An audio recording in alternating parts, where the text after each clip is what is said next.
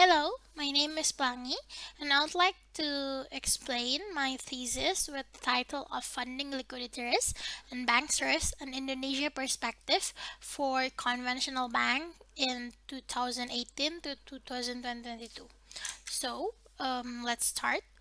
The reason why I choose the topic is that based on Basel 2, they say that each banks need to have a system in order to measure, monitor, and control the risk of liquidity.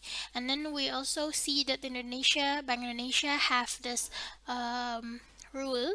Regulation regarding the statutory reserve requirements for commercial banks with Bank Indonesia in rupiah and foreign currency. And this rule is they say that the banks need to maintain a certain level of liquidity in order that they have to function. And and it's based on Basel II, I believe, as well. And the Arkaria, Nafi, and Wagner and Khan et al. They say that short-term liquidity has an implication for bank stability and bank risk taking, and this is why we are interested in this topic.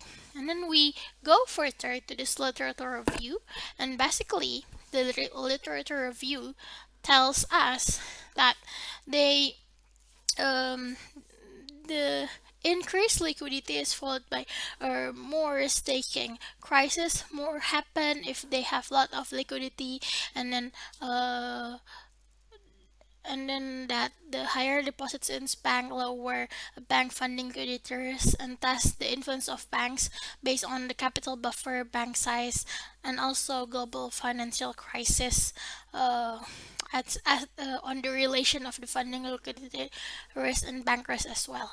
And we are interested in this also on the GFC part. We are taking to a more newer even that actually when doing the literature review, we were in the middle of the pandemic, so I was also interested in knowing because I understand that bank liquidity risk is also impacted.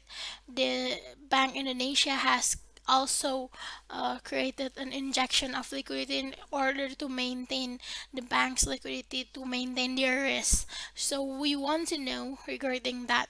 So we can conclude that the research question based on that is that the fundamental risk in banks influence bank risk, how bank capital buffer influence bank risk in response to the lower funding liquidity risk, and then how does bank size influence bank risk in response to lower funding liquidity risk, and how the COVID-19 pandemic influenced the bank's risk in response to reduction in funding liquidity risk. Now, the purpose is we want to analyze that, right? We also add various factors such as capital buffer, bank size, and the COVID-19 pandemic based on our research questions. Now, the theoretical basis, we have four hypotheses. The first one is the funding liquidity risk in banks negatively affect bank incentive to take more risk. And then the second is that the higher capital buffers in banks impacts in less risk in response to lower funding liquidity risk. And the third, bigger banks take less risk in response to lower funding liquidity risk. And the fourth is bank risk decrease in response to reductions in funding liquidity risk during the pandemic. Okay, now we continue with the research method. We will be using the quantitative method as well as the secondary data, which the data will derive mostly from the Indonesia conventional bank during the year of 2018 to 2022.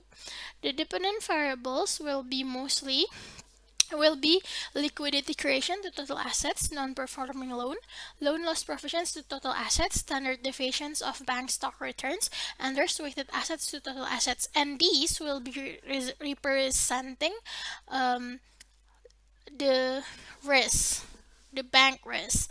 And then independent variables is total deposits to total assets ratio, which will represent the funding liquidity risk. The higher the deposit to total assets ratio is the lower the funding liquidity risk. And the control variables will be ROA, total equity to total assets, total loans to total assets, natural logarithm of total assets, and the macroeconomic factors of GDP, inflation rate, and unemployment rate. Now we continue to the data collections and analysis, which are the variables that we have discussed, with an addition of three dummy variables, which will be indicator variables for our additional hypothesis 2, 3, and 4. The HCB will be for the high capital buffer. The big will be for the uh, bank size, and the COVID will be for the COVID-19 pandemic. For the higher capital buffer, uh, we'll be taking banks with the um, higher asset. Yeah. Sorry. Higher equity, and then for the big we'll be taking banks with the higher asset, and then for the profit we'll be taking the time the Bank Indonesia does injection to the banks, conventional banks in Indonesia, which is on the 2020 to 2022. Now we will continue to the next, which is the study itself, the statistical study itself. We are doing the descriptive statistic. Now, the descriptive statistic, it's tested by the applications data. We want to know if our data is good enough to be processed and then to get our hypothesis. Now, the second table is the pairwise Pearson, and it's used to check the correlation between the bank variables, which we can see on the deposit line.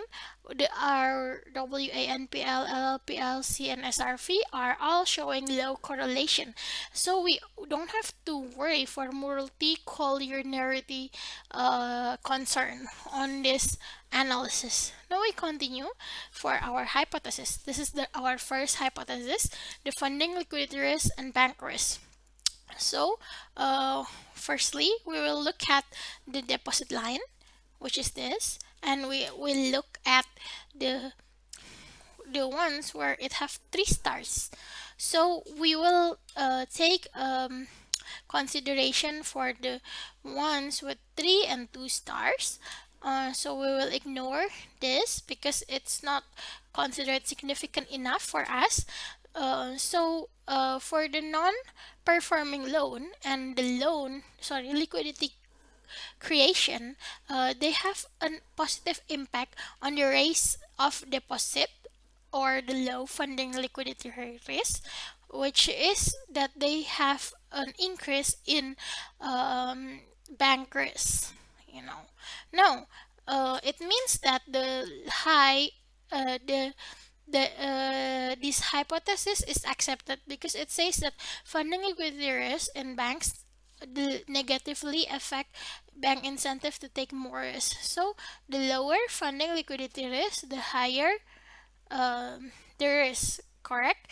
Now it's true on this data. We can understand that. Now, the second is that we will be looking at the details of the asset, loan, equity, and ROA, which is our control variables. We can see that they have various impacts on our variables, but it's not impacting our deposit. So we can say that even though uh, they have different impacts on each of the variables, it's not affecting our deposit. Now we continue to the second hypothesis test, which is banks with high capital buffer. Now, the higher capital buffers in banks, they impact less risk taking in response to lower funding equity risk, which is rejected. So, why is it rejected? We can see that this is our HCB is our dummy variable, and it's already multiplied to the deposit. So we can see that this is only for the banks with the high capital buffer. Now, we can see the significant impact happens on the LC and SRV. The higher the LC and the lower the SRV, meaning that it's the higher the bank risk, because the SRV, if it's lower, then it means that they're the banks mm,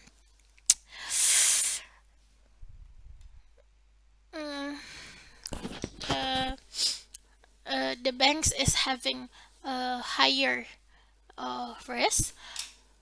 So we can see that it's the higher the deposit, the higher the risk. But in here, our hypothesis says that the higher uh, the the higher the deposit in terms for high capital buffer banks, it will be lower risk, and it means that this hypothesis is rejected because the output says otherwise. For our third hypothesis test, we can see that our hypothesis bigger banks take less risk in response to lower funding liquidity risk, and it's accepted. Why? Because let's look at our dummy variable, which is big. We already multiply it with the deposit, and we can see that the LC have a 10% significance with the negative LC. It means that the higher the deposit, it's the lower the risk. And it means that the bigger the the higher the deposit for big banks, meaning lower funding liquidity risk, the banks will take less risk, and it shows the same. So the hypothesis is accepted. Now we go to the next slide, which is the hypothesis test, the fourth one, the COVID-19 pandemic. It says that the bank risk decreased in response to reductions in funding liquidity risk during pandemic, but it's rejected because when we look at this, uh, when it's already multiplied the deposit with the COVID, we can see that it has no impact at all.